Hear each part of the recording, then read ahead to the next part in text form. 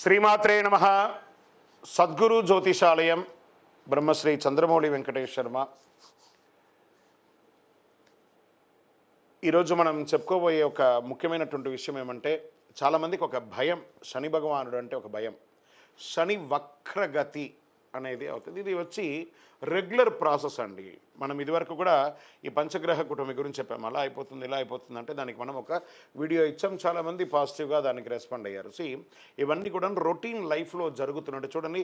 మేము జూన్ నెల ఇచ్చాం, మే నెల ఇచ్చాం, ఏప్రిల్ నెల ఇచ్చాం, మార్చి నెల ఇచ్చాం, ఇప్పుడు జూలై నెల కూడా ఇవ్వబోతున్నాం. ఇదన్నీ రొటీన్. అలాగే శని కూడా తన యొక్క గమనంలో ఇదొక రొటీన్ జర్నీ అనమాట. శని వక్రగతి ఆ తిరోగమనాన్ని ఎలా చెప్తున్నా అంటే, జ్యోతిషాస్త్ర ప్రకారం కర్మ ప్రకారం ఫలితాలను ప్రసాదించేవాడు మరియు న్యాయాధిపతి అయినటువంటి వాడే శనేశ్వరుడు.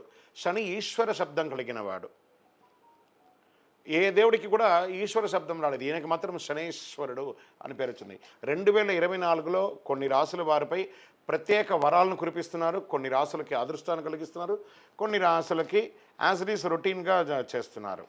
అలాగే సంపదలో అపారమైనటువంటి పెరుగుదల ఉంటుంది ఈ యొక్క శని వక్రగతిలో. ఏ అదృష్ట రాశి వారికి దీనివల్ల ప్రయోజనం కలుగుతుందో తెలుసుకుందాం. శని వక్రగతి సంచారం 2024 6 రాశులకి జీవితంలో ఆకస్మిక మార్పు. వృషభ రాశి వారు 2024 వృషభ రాశిలో శనిదేవుని ప్రత్యేక ఆశీర్వాదాలు పొందుతున్నారు. శనిదేవుడు మీ రాశిలో 10వ ఇంటిని సంచారం చేస్తున్నాడు.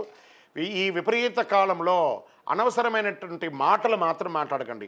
మనకు అనుగ్రహం వచ్చిందనగానే కొంచెం అహం కూడా రాకూడదు. ఆ సమయంలో కాస్త జాగ్రత్తగా మాట తూలకుండా చేయండి. వృషభరాశి వారు, మొన్న మీకు అర్థం ఉందా, ఈ పంచగ్రహ కూటమి మీ దగ్గర నుంచే స్టార్ట్ అయింది. ఏదో ఊహకు అందుకోకండి, చక్కగా జరుగుతుంది. ఆ జరుగుతున్నప్పుడు భగవంతుడు బాగా ఇచ్చేటప్పుడు మనం ఎదిగిన కొద్దీ ఒదగమని చెప్పారు చూసారా. వృషభ రాశి వారు దాన్ని కొంచెం నేర్చుకుంటే బాగుంటుంది. సోమరితనాన్ని వదులుకోండి. వాహనాలు నడిపేటప్పుడు జాగ్రత్త తీసుకోవాలి. శని భగవానుడు శుక్రగ్రహానికి స్నేహితుడు. అలాగే అతను మీ రాశి నుండి కర్మగ్రహంలోకి సంచరిస్తున్నాడు. అందువల్ల ఈ సమయంలో మీ జీవనోపాధి వనరులు చాలా పెరుగుతుందండి వృషభ రాశి మిత్రులారా. అలాగే వృత్తిపరంగా కూడా ఈ కాలంలో మంచి సంతృప్తిని పొందుతారు. వ్యాపారం చేసే ఈ రాశి వారికి ఈ కాలంలో గొప్ప ఆఫర్లు వస్తాయి. చాలా మంచి మంచి ఆఫర్లు వస్తాయి.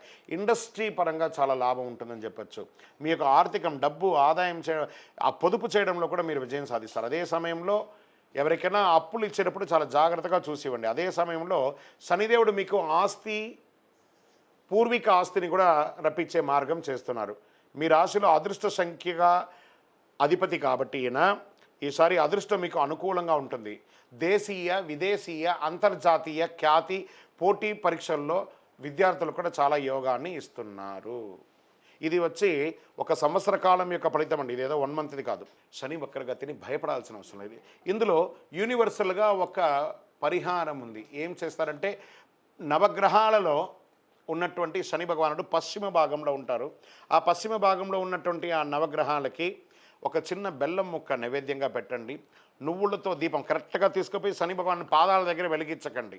కొంచెం కింద దూరంగా పెట్టి నువ్వుల నూనెతో, ఆ నువ్వుల ఉంటుంది, ఒక చిన్న బ్లాక్ క్లాత్ తీసుకోండి, అందులో నువ్వులు వేయండి, దాన్ని ఉండగా కట్టండి. దాన్ని ఆ ప్రమిదలో పెట్టి నువ్వుల నూనెతో దీపం వెలిగించండి. దాంతో మీ వయస్సు ఎంత ఉందో అన్ని ఒత్తులు వేయండి. అన్ని ఒత్తులు వేసి మీ యొక్క దీపం వెలిగించండి.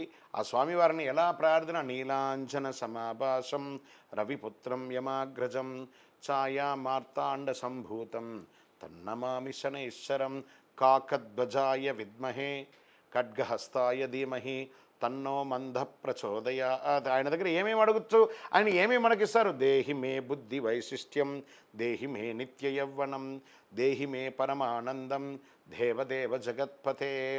శని భగవానుడికి అధిపతిగా ఉన్నటువంటి స్వామివారు అఖిలాండ కోటి బ్రహ్మాండ నాయకుడు శ్రీ ధర్మశాస్త్ర అయ్యప్ప స్వామివారు. శని ప్రీతి, ఆయన ప్రార్థన చేస్తే శని ప్రీతి వస్తుందట. అలాంటి అయ్యప్ప స్వామివారి 18 అవతారాల దేవాలయం మనం తిరుపతిలో నిర్మించాము. కపిల తీర్థానికి దగ్గరలో జీవకోన అనే ఒక ప్రాంతంలో జీవలింగేశ్వర స్వామివారి సన్నిధానంలోనే ఈ అయ్యప్ప స్వామివారి 18 అవతారాల దేవాలయాన్ని నిర్మించి ఉన్నాం ఆల్రెడీ. ఇంకనూ ఆ దేవాలయంలో 27 నక్షత్రాలకు 12 రాసులకు కూడా దేవాలయం నిర్మించబోతున్నాం. మీరు తిరుపతికి వచ్చినప్పుడు మన దేవాలయాన్ని దర్శనం చేసుకోండి. రైల్వే స్టేషన్ నుండి, బస్ స్టాండ్ నుండి ఒక 3 కిలోమీటర్ దూరంలోనే ఉంటుంది. మీరందరూ కూడా క్షేమంగా ఉండాలి. శని భగవానుడు చాలా మంచివారు, ఐశ్వర్యవంతుడు. శని భగవాను చూసి భయపడకండి. శని అనకండి, శని భగవానుడు శనైశ్వరుడు అనండి. అనుగ్రహం పొందుతారు. విజయోస్తు. వందే మాతరం, వందే మాతరం, వందే